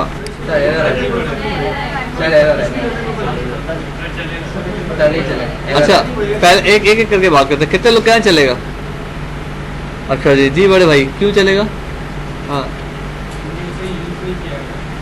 इसको यूज नहीं किया हुआ। लेवल 1 और लेवल 2 मैंने दोनों यूज किए हुए ऊपर, आपने यूज किया है? दोनों यूज किए हुए, लेवल यूजिंग लेवल 1 और यूजिंग लेवल 1 डॉट लेवल 2 दोनों यूज किए हुए। इस केस में अगर अलग कर देंगे तो चल जाएगा? नहीं, अभी तो कर देंगे तो नहीं, अभी जो किया हुआ है उसके बताएं। उस पे नहीं चलेगा? उस पर नहीं चलेगा। जी बड़े भाई, लेवल 1 भी यूज किया हुआ है मैंने और लेवल 1 डॉट लेवल 2 भी यूज किया हुआ है, दोनों लेवल यूज किए हुए हैं। चल जाएगा? जी भाई क्यों नहीं चलेगा? उसका पाथ पूरा डिजाइन किया हुआ है, वो चलेगा? नहीं किया हुआ, नहीं किया हुआ। अच्छा चले, इस पे भी मैं आपका जो कॉन्फ्लिक्ट है ना, जो कंफ्यूजन है वो दूर कर देता हूँ। दो लाइन ऑफ कोड में मैंने लिखा है लेवल 1 डॉट क्लास 1 और level 1 dot level 2 dot class, ठीक है 2। अच्छा चलो ठीक है, वो वाला कोड हटा देते हैं, ठीक है मैं इसको वापस कर देता हूँ। ये कह रहे हैं, मैं इसको फोर करता हूँ, ये कह रहे हैं कि जब आप उसको क्लास 1 कर देंगे ना तो ये नहीं चलेगा, वो तो ऑब्वियस ही बात है नहीं चलेगा। चले इसको भी कमेंट आउट कर दिया, अब सही है।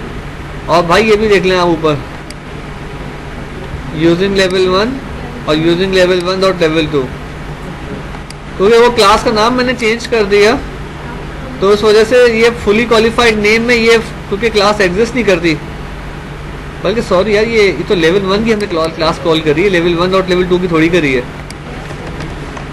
तो इस पे तो कोई फर्क नहीं पड़ना, ठीक है इस पे भी कोई फर्क नहीं पड़ना, इस पे भी कोई फर्क नहीं पड़ना, इस पे भी कोई फर्क नहीं पड़ना, इस पे भी कोई फर्क नहीं पड़ना, तो भी फर्क किस पे पड़ना है जी? प्रोग्राम चलेगा नहीं चलेगा अब बताएं। अब तो आपने डीप उसको देख भी लिया, जूम भी कर लिया, प्रोग्राम चलेगा नहीं चलेगा? कितने लोग कह रहे हैं चल जाएगा और कितने लोग कह रहे हैं नहीं चलेगा? अच्छा आपको कह रहे नहीं चलेगा? लेवल 1 लेवल 2 ऊपर भी पहले लेवल 1 और लेवल 2 था, तो वो एक साथ तो नहीं हुआ, एक साथ तो नहीं कौन हुआ जी बड़े भाई।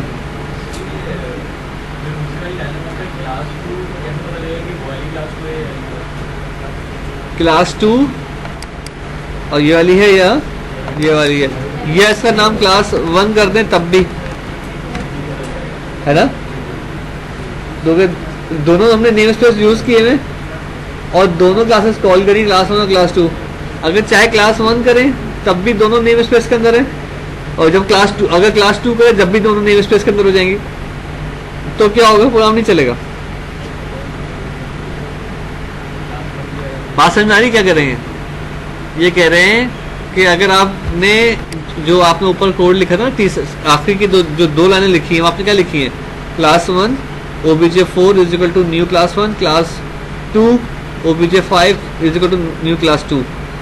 अगर आप दोनों नेम स्पेस यूज कर रहे हैं ऊपर, तो इसका मतलब है दोनों क्लासेस अवेलेबल है ना वहां पे, तो ठीक है। तो क्लास 1 लिखेंगे तो कौन सी क्लास मिलेगी, ये वाली या ये वाली? हाँ नहीं लफ्ज अभी कुछ और लफ्ज बोला था, कौन सी क्लास मिलेगी दोस्त?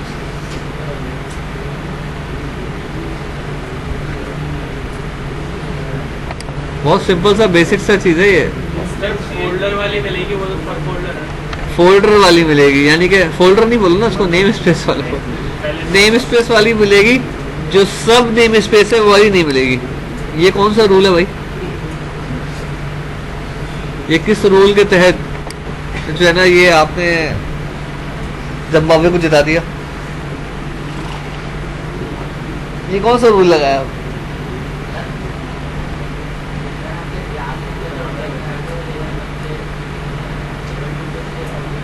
लेवल 1 डॉट क्लास 1 और लेवल 1 डॉट क्लास 2, तो सबसे टॉप पे जो दो लाइनें लिखी ना, वो तो क्योंकि फुली क्वालिफाइड नेम है तो इसलिए तो कोई इशू नहीं आएगा, क्योंकि दोनों क्लासेस एग्जिस्ट करती हैं।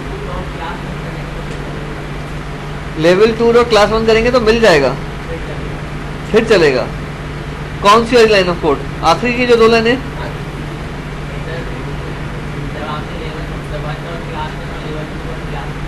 Level 1 dot class 1 level 1 dot class 2 शुरू, उसके बाद लिखा हुआ है क्लास 1 और क्लास 2। क्लास 1 नहीं चलेगी।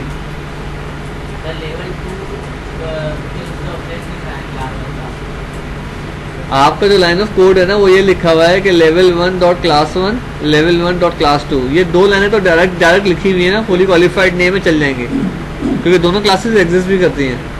उसके बाद जो आखिर की जो दो लाइनें ना उसमें लिखा हुआ है class 1 OBJ is equal to new class 1, class 2 OBJ is equal to new class 2। तो मेरा सवाल ये है जो क्लास 2 वाली लाइन है वो तो फिर भी चल जाएगी, समझ में आ रहा है कि वो ऑलरेडी क्लास एक अवेलेबल है आपके पास। अब जो एक और सेकंड लास्ट लाइन है class 1 OBJ is equal to new class 1, वो चलेगी नहीं चलेगी? नहीं चलेगी। ये भाई कह रहे थे कि चल जाएगी कि वो इसको उठा लेगी, क्यों नहीं चलेगी?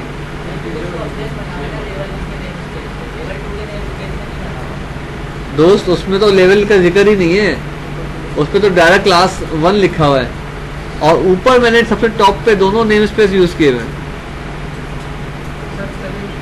चलेगी। कौन सी क्लास का इंस्टेंस बनेगा, इस क्लास का या इस क्लास? दो अलग अलग नेम स्पेस के अंदर हैं। एक भाई रहते हैं ब्रावा वाले घर में, एक भाई रहते हैं ब्रावा वाले घर में। आप बाहर खड़े में, आपने आवाज लगाई आ जाओ बाहर आ जाओ, कौन आएगा बाहर? दोनों आए। तो आपका मतलब है कि दोनों क्लासेस का इंस्टेंस बन जाएगा, एक इंस्टेंस के अंदर दो क्लास के इंस्टेंस बन जाएंगे। दो अलग अलग नेम स्पेसेस हैं, इसलिए एक ही नाम से दो क्लासेस। एक ही नाम की क्लासेस बन सकती हैं, बनाने का मसला नहीं है। अभी तो हम इंस्टेंस क्रिएट कर रहे हैं। जब हम इंस्टेंस क्रिएट कर रहे हैं तो किस क्लास का बनेगा, इस क्लास का या इस क्लास का? पहली वाली का। कौन सा रूल लगाया भाई, पहली वाली क्लास का रूल बनेगा, इसका क्यों नहीं बनेगा?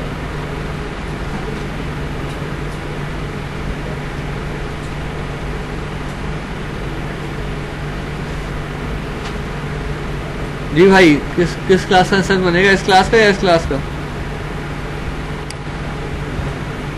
कोड इस क्लास का या इस क्लास का?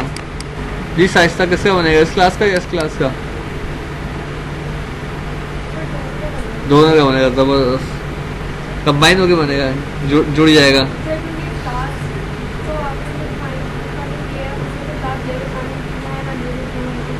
हाँ तो दो, इसका मतलब है जो ना, और दोनों नेम स्पेस मैंने यूज कर लिए हैं, तो इसका मतलब है कि दोनों को पॉइंट करेगा, है ना? तो देखो, एक चीज होती है दोनों को पॉइंट करना और एक चीज होती है दोनों को कॉल करना। कॉल पहले पॉइंट करेगा तो कॉल करेगा ना। अरे जब पॉइंट करने जाएगा तो क्या होगा, उसको दो क्लासेस नजर आएंगी, तो फिर क्या होगा? जबकि इंस्टेंस किसका क्रिएट होता है, इंस्टेंस किसका क्रिएट होता है, किसी एक का होता है ना। तो जब दो नजर आएंगे तो फिर क्या होगा?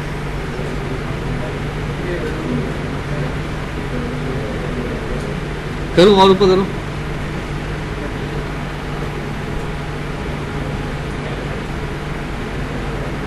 आगे एरर। अच्छा चले एरर बता दे, एरर क्या लिखा होगा?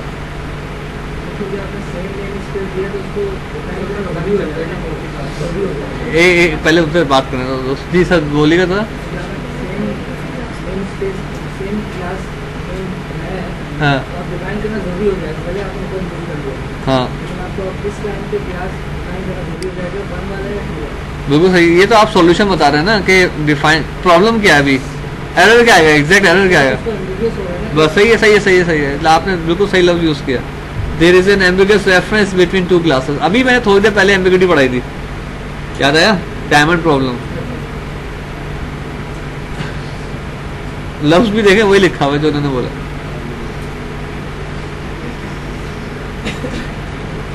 ठीक हो गया। अभी एम्बिग्यूटी है भाई, इसमें अब दो क्लासें मिलके बन जाएंगी, पहला वाला बनेगा दूसरा वाला बनेगा, सवाल ही पैदा नहीं होता। कंपाइलर के को आपने कंफ्यूज कर दिया।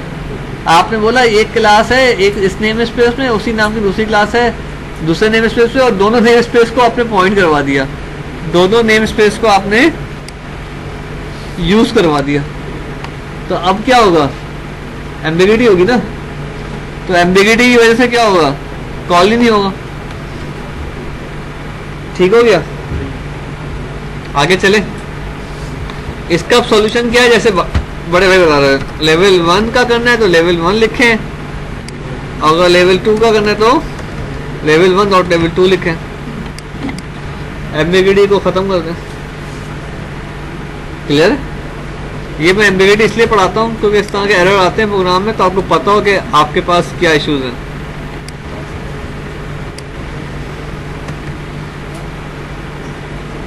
एक्सेप्शन हैंडलिंग मैं नेक्स्ट क्लास में पढ़ाऊंगा, लंबा टॉपिक है। इन्यूमरेटर्स पढ़ते हैं। इन्यूमरेटर्स, जी सर।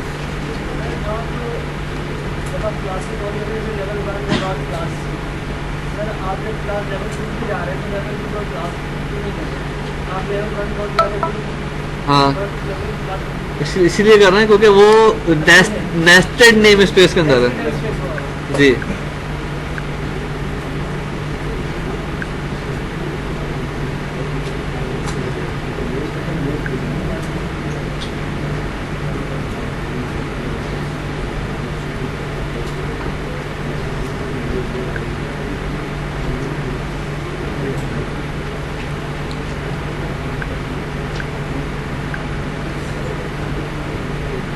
मेरे कंपनी के सीएफओ की मेल आई है और उन्होंने मुझे कंग्रेचुलेशंस लिखा है। आपको पता है मैं एमवीपी बन गया दोबारा। एमवीपी पता क्या होता है? पता ही नहीं। Microsoft most valuable professional Pakistan में हमेशा 2-3 ही है और उनमें से भी ज़्यादातर लोग बाहर ही हैं। चलें जी आगे चल रहे हैं, इन्यूमरेशंस की बात कर लेते हैं। हाँ ट्रीट तो जब तुम्हारा दिल चाहे खिला देना, मैं कभी माइंड नहीं करूँगा। तो वो है ना नदाम भाई खिलाएंगे। इन्यूमरेशन की बात कर लें अगर आप लोग तैयार हैं तो, ठीक है। What is enumeration? इन्यूमरेशन क्या चीज़ होती है? अगर यहाँ मत देखें, मैं आपको बहुत सिंपल लफ्जों में समझा देता हूँ। आपके पास जैसे होते हैं ना डेज होते हैं, Saturday Sunday Monday Tuesday Wednesday Thursday Friday, ठीक है। या मंथ होते हैं जनवरी फरवरी मार्च अप्रैल मई जून जुलाई। या कलर्स होते हैं रेड ग्रीन ब्लू वगैरह। या वेजिटेबल हैं या फ्रूट्स हैं, मतलब कंट्रीज हैं सिटीज़ हैं। आपके पास ऐसे बहुत दफ़ा आपको ज़रूरत पड़ेगी लिस्ट की, ठीक है, लिस्ट क्रिएट करने की। अभी आप शायद बात कर रहे हैं डेटा स्ट्रक्चर्स की ना। तो डेटा स्ट्रक्चर्स में क्या होता है, हमें लिस्ट क्रिएट करते हैं ना, और लिस्ट में क्या होता है, या तो एक इंडेक्स होता है या की होती है।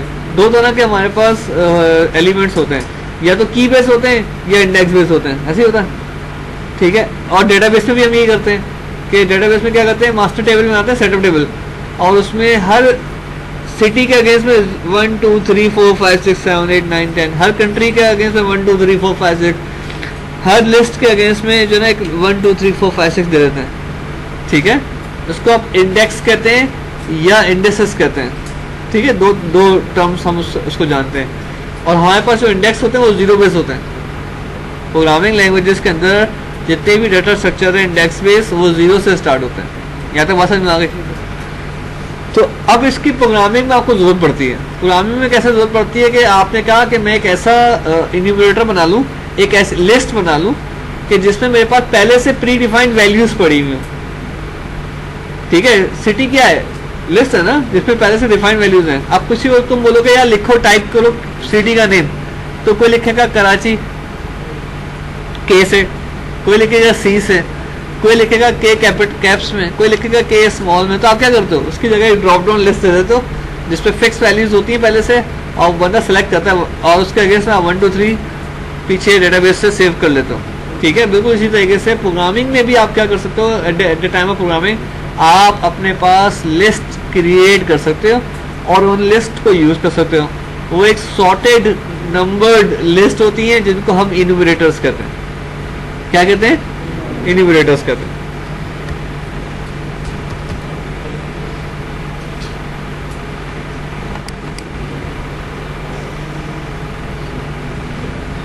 अच्छा, यहाँ पे क्योंकि डेफिनेशन थोड़ा सा डिफरेंट है लेकिन मतलब वही है कि आपके पास एक डेटा होता है ऑर्डर्ड में, नंबर्ड में, ठीक है।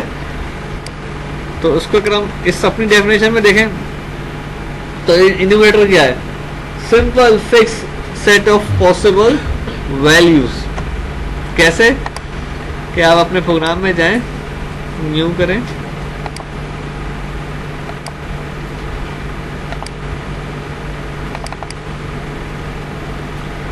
और यहाँ पे आप क्या करें, क्लास। अच्छा, इन्यूमरेटर है क्या? इन्यूमरेटर डेटा टाइप है, ठीक है। क्योंकि जैसे क्लासेस डेटा टाइप्स है ना, ऐसे इन्यूमरेटर भी एक टाइप है, उसको टाइप बना के आप यूज कर लो। कैसे? आपने एक टाइप बनाई, टाइप कलर। अब कलर में आपने कहा मेरे पास नॉर्मली हम लोग जैसे RGB करते हैं, red green blue, red green, blue. तो ये एक लिस्ट बन गई, ठीक है। अब इसमें 3 वैल्यूज आ गई, रेड, ग्रीन, ब्लू। रेड किस पोजीशन पर है? फर्स्ट, तो 0 इंडेक्स हो गया, 1 2। अच्छा, अब आपने क्या किया, आपने बनाया कलर। अब ये कलर क्या बन गई? टाइप बन गई। C इज इक्वल टू, जैसे ही आपने इज इक्वल टू लिखे स्पेस प्रेस किया, देखें और ऑटोमेटिकली वो आपको क्या पॉपुलेट कर रहा है? कलर। डॉट लगाएं तो उसकी लिस्ट आ गई। लिस्ट में से आपने कहा मुझे दे दो रेड। अब इस वक्त C में क्या पड़ा हुआ है? रेड पड़ा हुआ है। आप उसको प्रिंट करवा के देख लो, ठीक है। C को प्रिंट करवा के देख लो।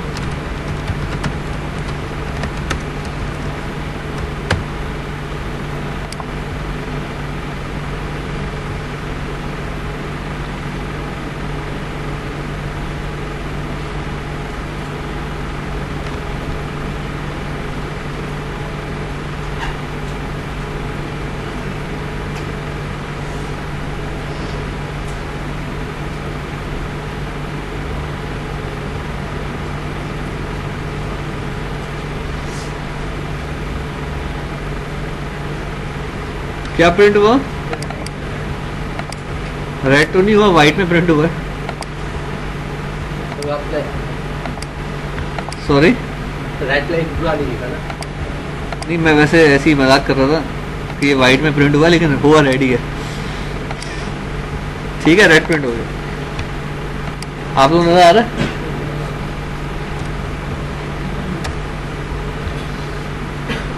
अच्छा, अब ये इसका मुझे वो देखना है, लाइक ये किस ऑर्डर में है, किस इंडेक्स के ऊपर है, किस सीक्वेंस में।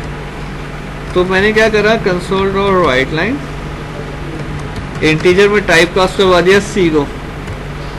तो यही न्यूमरेटर अब मुझे बताएगा कि मैं किस पोजीशन पर हूँ, 0 पे। अच्छा, मैंने राइट कर दिया, उसको राइट लाइन करना ताकि जो ना वो, तो ये कौन सी पोजीशन के ऊपर है? 0। अब देखिए ये टाइप बन गया, और उसको कहीं पे भी यूज कर सकते हो, किसी फंक्शन के पैरामीटर में यूज कर सकते हो, किसी भी इंस्टेंस क्लास के अंदर यूज कर सकते हो। अब आपने कहा मुझे कर दो रेड के बजाय कर दो ग्रीन, तो क्या प्रिंट हो गया? ग्रीन। ब्लू करना है, ब्लू। अच्छा, यहाँ देखें, यहाँ जो आपको ऑर्डर दिखा रहा है ना, ये ऑर्डर बेसिकली इसका कौन सा ऑर्डर है? Alphabetical order. ठीक है, देखें आपको ऑटोमेटिकली सॉर्ट भी हो गया, आपको परेशान होने की जरूरत नहीं है। अच्छा, आपने कहा RGB खत्म हुआ था, फिर क्या आया था? येलो भी आ गया था ना, ठीक है, RGBY, जिसको हम RGBY कहते थे। तो अब देखें, अब आपने एक कलर बढ़ाया और अब आपके पास देखें, आपको कहीं भी जो कुछ नहीं चेंज करना पड़ा, आपके पास येलो भी आ गया। एक सेंट्रलाइज रिपोजिटरी है आपके वैल्यूज की, ठीक है। एक ऑर्डर्ड लिस्ट है, एक सेंट्रलाइज लिस्ट है, जिसको आप अपने प्रोग्राम्स में यूज कर सकते हैं। इसमें किसी को कोई सवाल, कोई बात समझ में नहीं आई हो? जी भाई, पहले से, हाँ पहले से करेंगे, एरे से भी कर सकते हैं। एरे के अलावा 15 और मैकेनिज्म है जिससे कर सकते हैं काम। हैश लिस्ट है, लिस्ट है, डाटा स्ट्रक्चर है, वो डिक्शनरी है, क्यू है, स्टैक है, एरे है, जेड एरे है, बहुत सारी चीजें हैं जिससे कर सकते हैं काम। लेकिन क्या एरे आपको इस फिनिश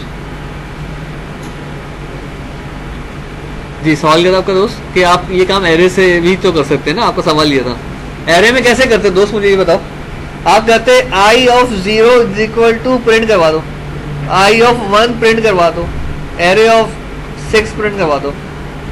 वैल्यूज से क्या पता कर सकते थे ये किस एरे पे सेव हुआ हुआ है, किस इंडेक्स पे सेव हुआ हुआ है? या आप लिखते एरे डॉट पाकिस्तान या कराची, तो आपको उसका इंडेक्स बता देता। नहीं कर सकते। आप उसको इंडेक्सेस से या इंडेक्सेस से वैल्यू तो उठा सकते थे, लेकिन वैल्यूज से आप जो है ना वो नहीं उठा सकते इंडेक्सेस या इंडेक्सेस। जबकि यहाँ देखें आप दोनों काम कर रहे हैं। अगर आप यहाँ पे सी को इनिशियलाइज करते वक्त, डिफाइन करते वक्त बता देते कि सी इज इक्वल टू 0, तो वो 0 उठा लेना। अच्छा जी, आगे चलें या और किसी को कुछ सवाल है?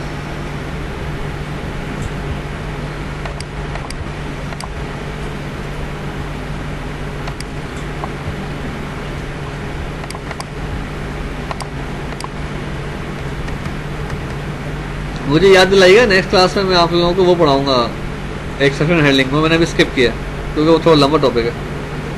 अच्छा, फिर बारी आती है स्ट्रक्चर्स की। स्ट्रक्चर्स क्या होते हैं? अगेन स्ट्रक्चर भी डेटा टाइप्स हैं। जैसे क्लासेस डेटा टाइप्स हैं, जैसे इन्यूमरेटर डेटा टाइप्स हैं, ऐसे स्ट्रक्चर भी डेटा टाइप्स हैं। स्ट्रक्चर्स आर लाइक क्लासेस, बिल्कुल क्लासेस की तरह। जैसे स्ट्रक्चर्स होते हैं ऐसे क्लासेस होती हैं, ऐसे स्ट्रक्चर्स होते हैं। अब हम बात करते हैं डिफरेंस क्या है।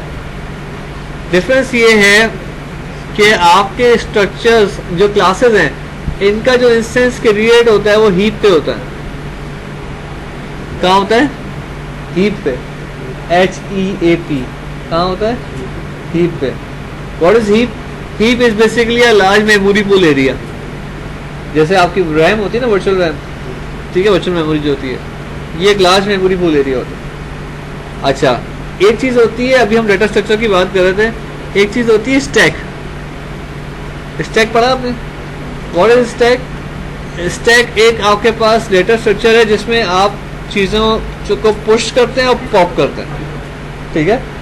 अच्छा, ये स्टैक जो होते हैं, जैसे अगर आपने देखा हो, जैसे ये कंटेनर है, एक साइड से बंद है और एक साइड से खुला हुआ है।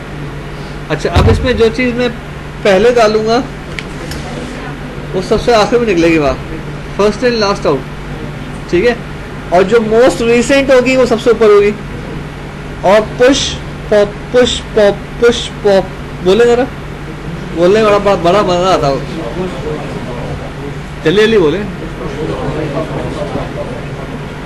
पुष्पा पुष्पा का सारे। तो आप जब इसमें पुश करेंगे और पॉप करेंगे तो बहुत फास्ट होता है, रादर देन अगर आप ट्रेवर्स करें पूरी मेमोरी को। अगर आप हीप है जो लार्ज मेमोरी पूल एरिया है, उसमें आप किसी एक वेरिएबल को अगर आप लोकेट करेंगे वो ज़्यादा फास्ट होगा, या एक बिल्कुल स्टैक रजिस्टर लगा हुआ है और उसमें आपने पुश पॉप करके आप चीज़ों को निकाल लें, स्टैक फास्ट होगा। तो स्मॉल ऑब्जेक्ट्स के लिए, स्मॉल साइजेस के लिए आप स्टैक यूज़ करते हैं, और स्टैक आपके बिल्ट इन होते हैं, आपके मेमोरी रजिस्टर्स में बिल्ट इन होते हैं, और ये बहुत फास्ट एक्सेसिबल होते हैं। जबकि हीप जो है ना वो थोड़ा सा स्लो एक्सेसिबल है, ठीक है।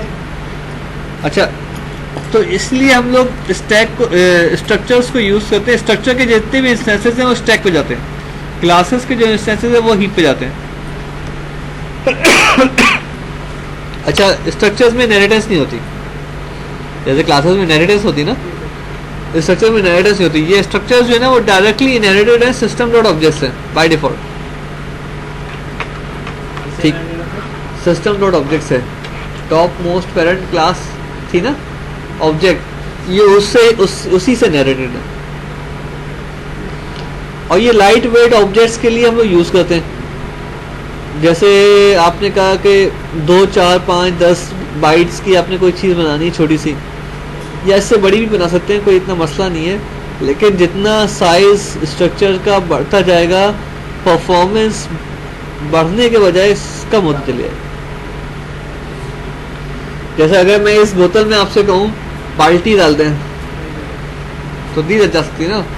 अब इस बोतल में अगर आप एक गिलास पानी डाल लेंगे तो चला जाएगा, लेकिन बाल्टी डालेंगे तो क्या हो जाएगा? ओवरलोड हो जाएगा, ठीक है। तो आप मुझे बताएं कि बाल्टी डाल लूँ मैं या पानी का गिलास डाल लूँ?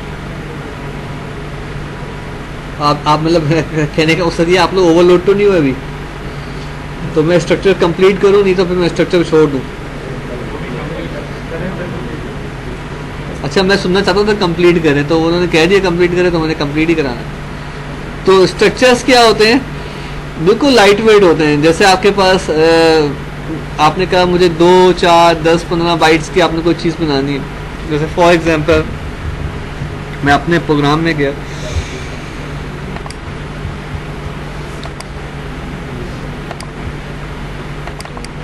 एप्लीकेशन बनाई और मैंने कहा स्ट्रक्ट रेक्टेंगल। अब एक रेक्टेंगल बनाना है। रेक्टेंगल बनाने के लिए मुझे क्या क्या चाहिए, चीज़ें चाहिए।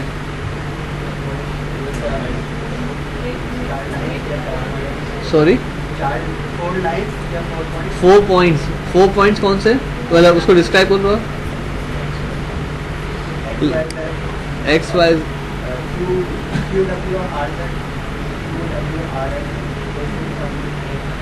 चार पॉइंट से बन जाएगा। लेंथ और ब्रेथ ले लें, सही बोलो, 4 पॉइंट से बन जाएगा ना। कौन कौन से पॉइंट होने चाहिए वो,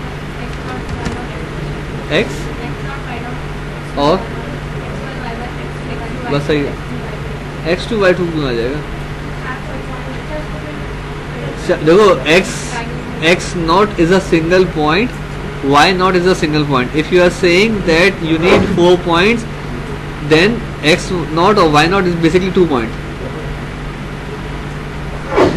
और x1 y1 2 पॉइंट हो गए, फिर x2 y2, फिर x3 y3। आप ये कह रही हो ना, तो आपको इस तरह से 8 पॉइंट चाहिए। रेक्टेंगल बनाने के लिए 8 पॉइंट चाहिए ना, 4 चाहिए। वो कह रहे हैं 4 चाहिए, यानी कि आप कह रहे हो x नॉट और y नॉट और x1 और y1 से कम चल जाएगा। हाँ सही कह रही है। कितने पॉइंट चाहिए, चले आप डिसाइड करके बताएं जल्दी से। दोनों बताएं कितने पॉइंट चाहिए होंगे रेक्टेंगल बनाने के लिए। चले सवाल ही चेंज हो गया मेरा, रेक्टेंगल बनाना है। 4 चाहिए, 8 चाहिए। ये रेक्टेंगल कितने पॉइंट से बन जाएगा।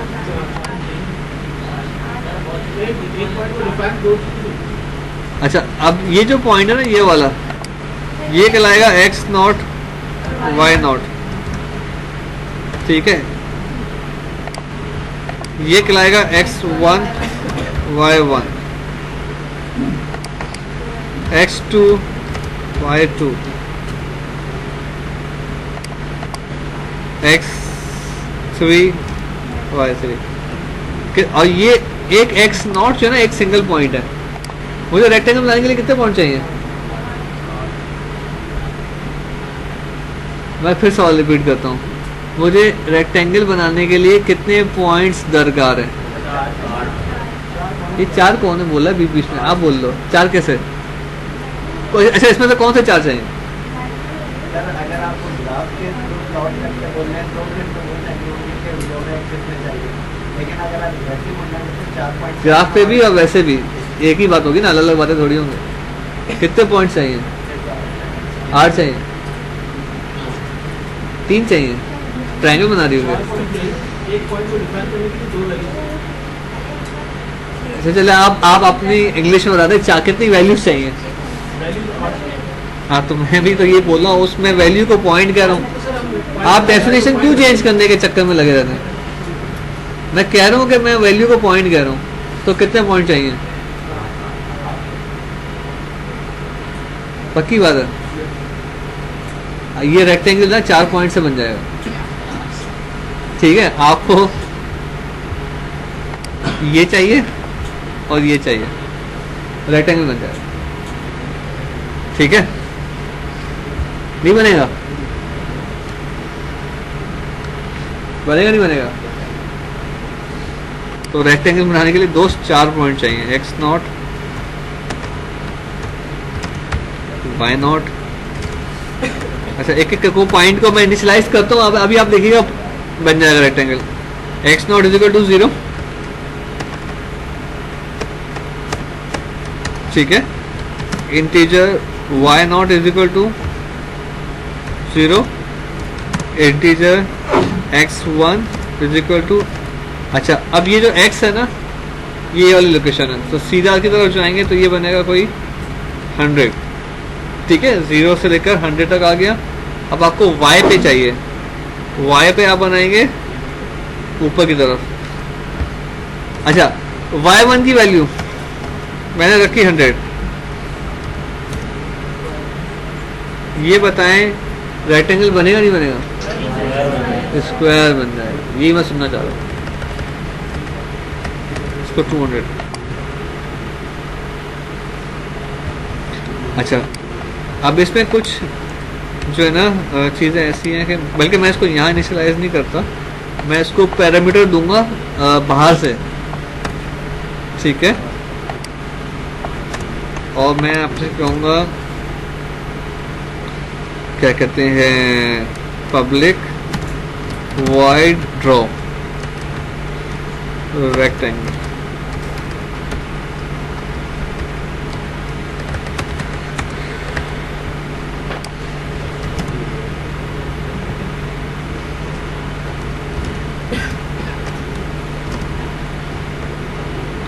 बल्कि इसको यहाँ से भी हटा ही देते हैं, यहीं से डायरेक्ट बनाते हैं।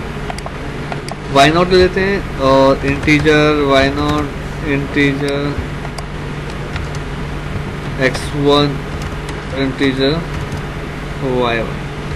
अब ये 4 पॉइंट्स आप बाहर से भेजेंगे इसको और ये रेक्टेंगल ड्रॉ हो जाएगा। तो ये बेसिकली लाइट वेट ऑब्जेक्ट्स के लिए हम यूज़ करते हैं, ताकि अब जैसे अगर ये टोटल साइज अगर आप स्ट्रक्चर का देखें तो कितना है,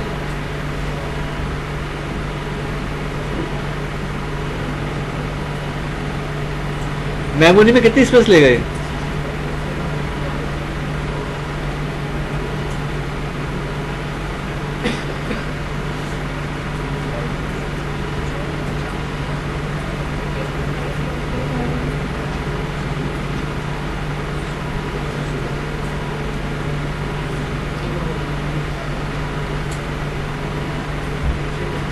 हाँ, 16 बाइट लेगा। इतना सिंपल सा सवाल है यार, आप लोग क्यों इतना घबरा जाते हैं? ये सवालों के जवाब आपको देने पड़ेंगे जब आप इंटरव्यू देंगे, ठीक है। जब आप फील्ड में जाएंगे, जब आप लोगों से मिलेंगे, अपने बॉसेस से या सुपरवाइजर से या मैनेजर से, तो इस तरह के सवालों के जवाब देने पड़ेंगे। मेमोरी में कितनी स्पेस लेगा भाई? ये 16 बाइट लेगा ना, 4 4 8 4 12 4 16 बाइट, ठीक है। अच्छा, ये बात समझ में आ रही है कि ये बेसिकली लाइट वेट ऑब्जेक्ट्स के लिए यूज कर रहे हैं। अब आपने यहाँ पे इसका ऑब्जेक्ट बनाया रेक्टेंगल आर इक्वल टू, जैसे हम क्लासेस का इंस्टेंस क्रिएट करते हैं सिंपल, और आर डॉट ड्रॉ रेक्टेंगल। यहाँ पे आपने दे दिया 0 0 100 200, रेक्टेंगल ड्रॉ हो जाएगा।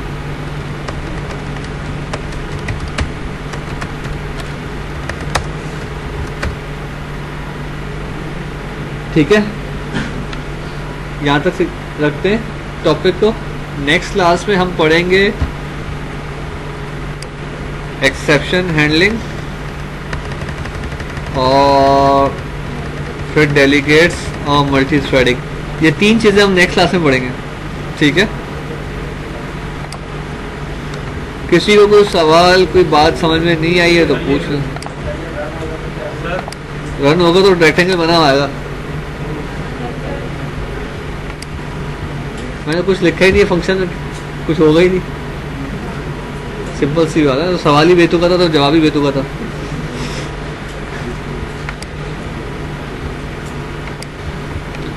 ठीक है जी सर, तो आप कुछ कह रहे थे यहाँ पे कोई?